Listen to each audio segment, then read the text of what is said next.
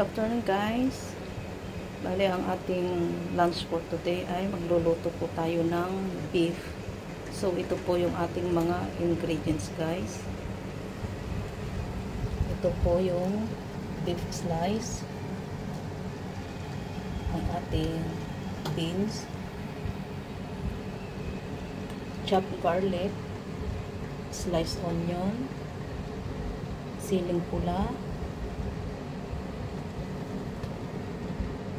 at ang ating carrots na in-slice na rin po. Ang ating mga seasoning guys ay ito po siya, sugar for balance sa ating para sa lasa or alat nito. Gamitan din po natin ng mantika for fry, oyster sauce, soy sauce or light soy sauce, sesame oil, paminta, at cornstarch. Yan po guys ang mga sangkap ng ating recipe for this afternoon. Kaya let's go guys. Bali, kailangan po pala natin guys i-marinate ang ating beef. 1 tablespoon ng soy sauce, 1 tablespoon ng oyster sauce, half teaspoon ng sugar, 1 teaspoon ng cornstarch. Lagyan din po natin ng 1 tablespoon ng sesame oil.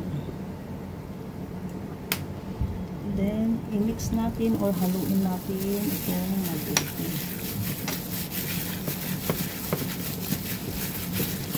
Ayan.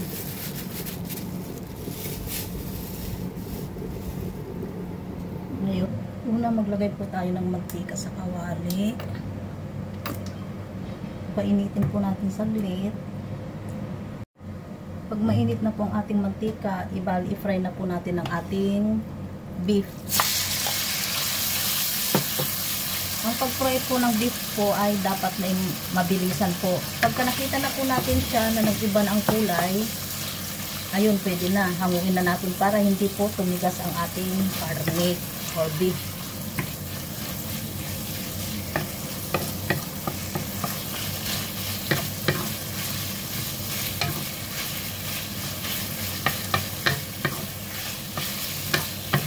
Pag matagal po kasing lutuin ang beef, tumitigas po siya. Katulad po nito, okay na po siya. Ayan po, oh, iba na po yung kulay. Hanguin na po natin.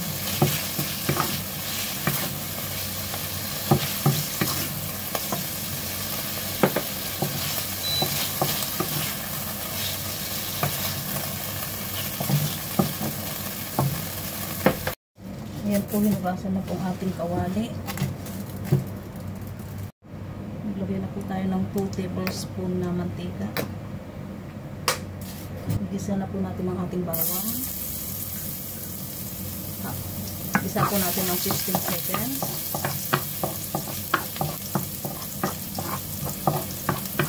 Then, isunod na po natin ang ating sibuyas.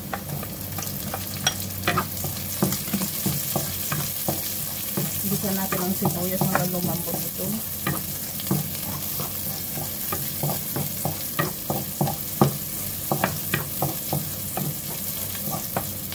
Lagay na po natin ang ating carrots.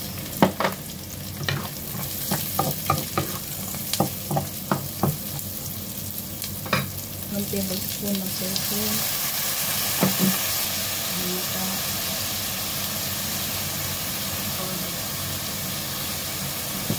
pakpak ng buto.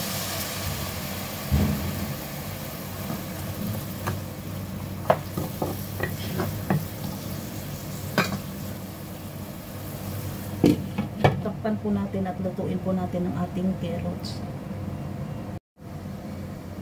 Tingnan na po natin guys after 5 minutes. Ayan.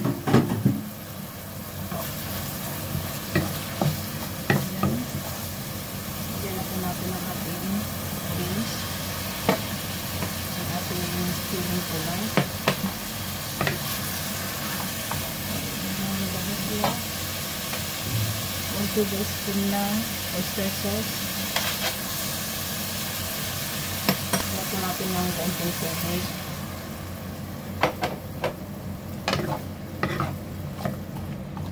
Then, takpan uli natin at lutuin ng 5 minuto. Check na po natin after 5 minutes. Ayan siya. Lagay na po natin yung ating beef. Bali, lutuin lang po natin ng 30 seconds. Lagyan po natin ng cornstarch.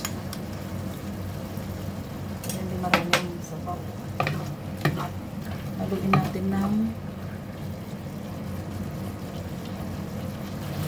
natin ng 30 seconds. Okay.